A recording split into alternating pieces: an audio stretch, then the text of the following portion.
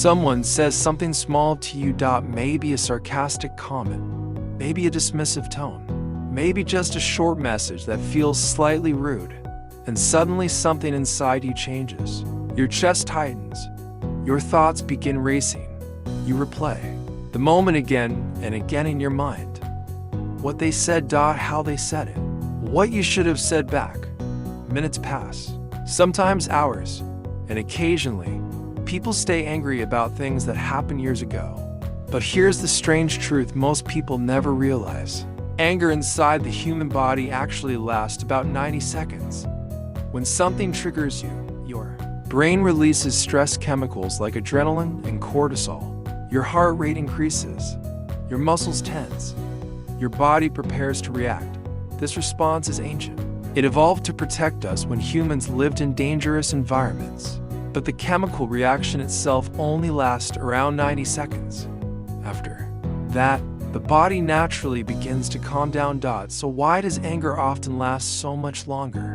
Because the mind keeps restarting the reaction. Your brain begins replaying the event like a loop.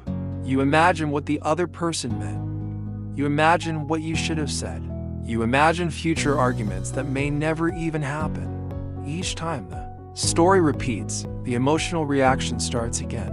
What should have been 90 seconds becomes an hour, or a habit that repeats every day. In many cases, the anger isn't being caused by the event anymore. It's being maintained by the story. And this is one of the most powerful things to understand about emotions. Most people believe their emotions control them, but emotions are more like waves. They rise, they peak, and they eventually pass. Unless the mind keeps rebuilding them. You can actually observe this pattern in children. A child may cry intensely for a moment, but a few minutes later they are laughing again. They do not replay the story again and again. They feel the emotion fully, and then it fades. Adults often do the opposite. Instead of allowing emotions to pass naturally, they analyze them endlessly. The mind turns a single moment into a long narrative. And the story we tell ourselves about an event often determines how we feel about it. Imagine two people receiving the same short email from their boss. One person reads the message and thinks, "They're disappointed in my work." Immediately anxiety appears. The other person reads the same email and thinks, "They're probably just busy." No anxiety at all. Same situation. Completely different emotional experience. The difference is interpretation. Your mind is constantly assigning meaning to what happens around you, and those meanings shape your emotions. Someone cuts you off in traffic. Your mind may say, "That person is disrespectful." Anger appears instantly, but another interpretation is just as possible. Maybe they didn't see you. Maybe they are distracted. Maybe they are rushing to an emergency. The event remains exactly the same, but the story changes. And when the story changes, the emotion changes as well. This leads to a powerful realization. Between the moment something happens and the moment you react, there is a small gap, a moment so brief that most people never notice it. But inside that small space lies something incredibly important. Choice. You can react automatically, or you can pause. Even a pause of 1 or 2 seconds changes everything. Because that pause interrupts the automatic reaction. Instead of becoming the emotion immediately, you observe it. You notice your heartbeat increasing. You notice tension in your body. You recognize the feeling without acting on it instantly. And when you create that small distance, the emotional wave often weakens. The calmest people you know are not calm because they never feel anger. They feel the same emotions as everyone else. The difference is what happens next. They pause. They observe. And then they choose how to respond. Another important insight about anger is that it is often not the real emotion underneath. Anger is frequently a protective emotion. It acts like a bodyguard. It steps forward to protect more vulnerable feelings such as hurt, fear, embarrassment, or rejection. Imagine someone criticizes your work. Your first reaction might be anger, but beneath that anger there may be a quieter thought. They don't respect me, or perhaps even, maybe I'm not good enough. Anger feels powerful, but vulnerability feels exposed. So anger appears first. When you begin recognizing this pattern, Emotional reactions become easier to understand. Instead of reacting only to the anger, you can look deeper and ask what feeling is hiding underneath it.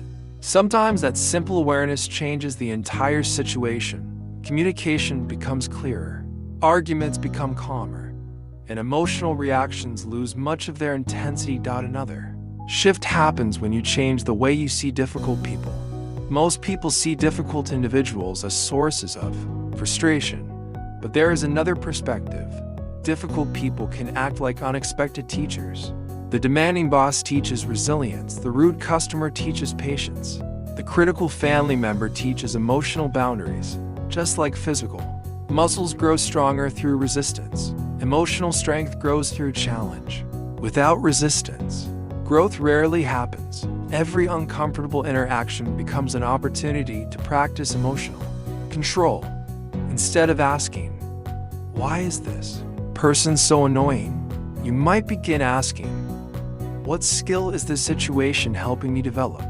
That simple shift transforms irritation into practice, and practice gradually becomes mastery.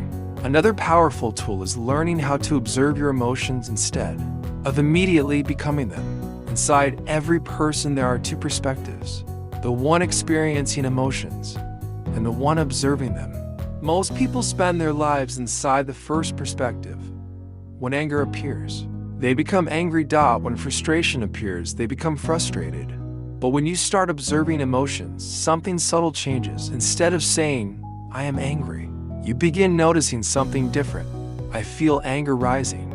That small shift creates distance. You are no longer identical with the emotion. You are watching it. And when you watch emotions rather than becoming them, they often lose much of their control over you. Emotions behave very much like weather. Storms pass, clouds move. The sky eventually clears. When you identify completely with the storm, the experience feels overwhelming. But when you remember that you are the sky observing the weather, the experience becomes manageable. With practice, emotional reactions begin to change. The pause between trigger and response becomes longer. Your awareness becomes stronger, and situations that once made you extremely angry begin to lose their power. Over time, something surprising happens. The things that once ruined your entire day no longer affect you in the same way. Not because the world changed, but because your relationship with your emotions changed. And once that shift happens, you realize something important. Very few people actually have the power to control how you feel. That power was always inside your response. You just had to learn how to see it.